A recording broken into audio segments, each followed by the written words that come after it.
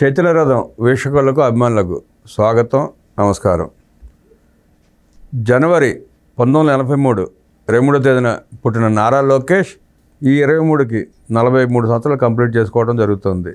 ఈ సందర్భంగా మరిన్ని విశేషాలు తెలుసుకోవడం కోసం మన స్టూడియోలో మనతో పాటు ఉన్నారు ప్రముఖ రాజకీయ విశ్లేషకులు అడిసిమిల్లి శ్రీనివాసరావు గారు. వారిని అడిగి మరిన్ని విషయాలు తెలుసుకునే ప్రయత్నం చేద్దాం. నమస్తే సార్. నమస్కారం అండి. సార్, ఈ నేపథ్యంలో నారా లోకేష్ రాజకీయ ఆరంగేట్రంపై మీ విశ్లేషణ. లోకేష్ గారు రాజకీయంగా తనను తాను ప్రూవ్ చేసుకుని క్రమంలో ఆయన డిస్టింక్షన్లో వేసేయడు. అతని వయసు 40 సంవత్సరాల్లో కంప్లీట్ అవుతున్నాయి.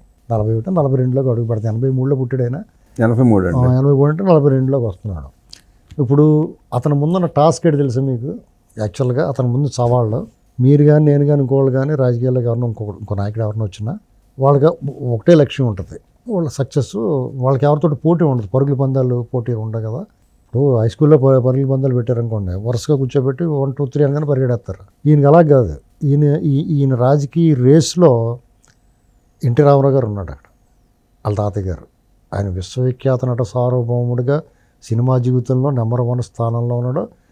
ప్రపంచం మెచ్చిన నటుడిగా, ఈ దేశం మెచ్చిన నటుడిగా, తెలుగు వాళ్ళందరూ ఆరాధ్య దైవంగా ఉన్నాడు. నెక్స్ట్ రాజకీయ నాయకుడిగా కూడా, ప్రజానాయకుడిగా, సామాజిక విప్లవకారుడిగా, సామాజిక చైతన్యం తీసుకొచ్చిన వాడిగా అనేక రాజకీయ రూపురేఖలను మార్చేసాడు. అంటే ఒక పెద్ద ఐకాన్ పర్సనాలిటీ. తెలుగు వాళ్ళకి ఐకాను, ఆత్మగౌరవ నినాదంతో అది ఒక పెద్ద కొండ. తర్వాత చంద్రబాబు నాయుడు గారు అంటే ఆయన అడ్మినిస్ట్రేటివ్ పవర్స్, స్కిల్స్, అలాగే దార్శనికత. ఆయనకి అసలు ఈ దేశంలోనూ ప్రపంచంలోనూ ఆయన ఒక 3 సార్లు ముఖ్యమంత్రి చేసాడు ఆయన. ఇది 4వసారి. ఇంకోటి వాళ్ళ మామయ్య, మామగారు, మేనమామ బాలకృష్ణ గారు. ఆయన ఏమో బాక్స్ ఆఫీస్ బొనాంజా అంటారు.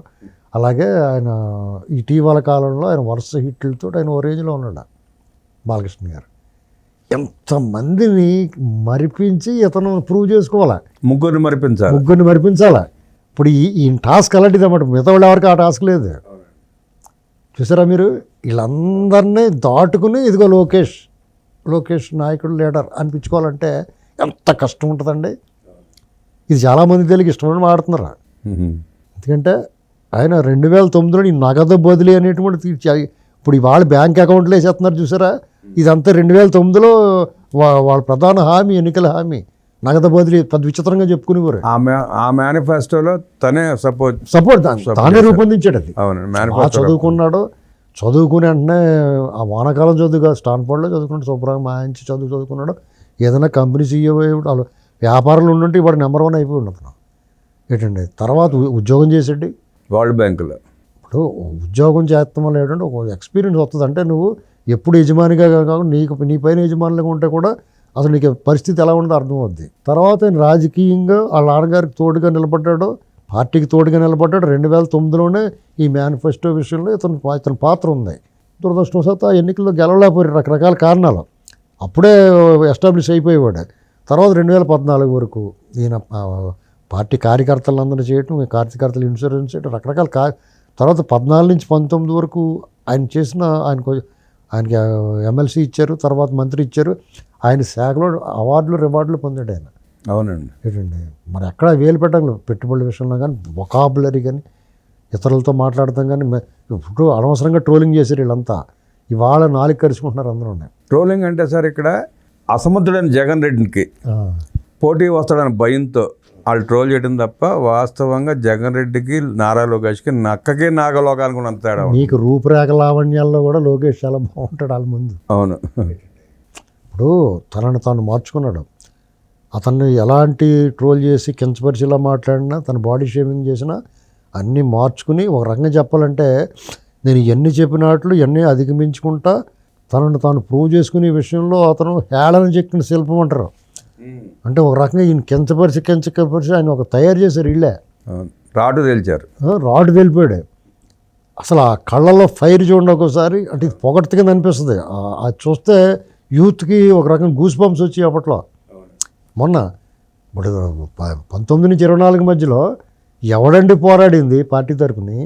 లోకేష్ ఒక్కడే. ఎలాంటి పరిస్థితులు ఎదుర్కొన్నాడో పాదయాత్రలో కంటే కూడా మొదటి 3 సంవత్సరాలు అసలు అతను ఏ కార్యకర్త కష్టం వచ్చిన నిలబడి కూడా కనీసం పోలీసుల నిర్బంధం, నిరంకుశం, నిరయంత్రిత వైఖరి, దాడులు, దుర్మార్గం, కించపరచడం, నోటుకొచ్చిన మాట్లాడడం, కేసులు, మర్డర్ కేసు పెట్టారు, అటెంప్ట్కి మర్డర్ కేసు పెట్టారు అతని మీద.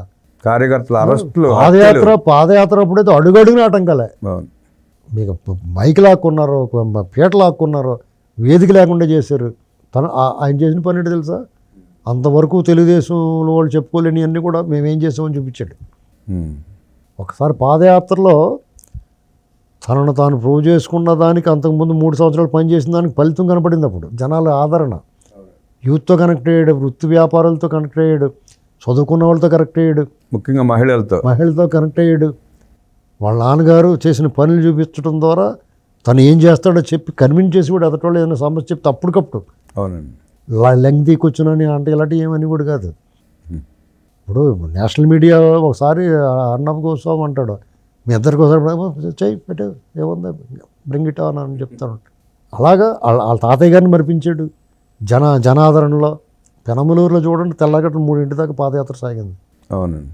చంద్రబాబు నాయుడు గారు అక్రమ నిర్బంధం అప్పుడు ఎంత స్టెబన్గా ఉన్నాడండి. 53 నిద్రాహారాలు నా పార్టీ నాయకత్వం, పార్టీ ఎలాంటి పరిస్థితి అండి అది, అందరూ గజగజ వణికేసారు ఏమైపోతుందో అని. అలాంటి పరిస్థితులు అతను హైదరాబాదు, ఢిల్లీ కేంద్రంగా అసలు పార్టీని అలాగ ఒంటి చేతిలో అలా నడిపించాడు ఆయన. అవునండి. ఇప్పుడు ఆయన మంత్రి అయ్యాడు కూటమిలో. ఇప్పుడు మళ్ళీ డిప్యూటీ సీఎం ఇవ్వాలి. ఆ వాదనలు తీసుకొచ్చిన వాళ్ళని కించపరచడం కాదు, కానీ అవసరం ఆయనకి అవసరం లేదు. అసలు పార్టీయే వాళ్ళదే. ఇదంతా ఇప్పుడు అందరితో కలిసిపోతారు కదా. నేను హై హ్యాండెడ్, నేను సెపరేట్ అని అన్నాడు కదా అతను.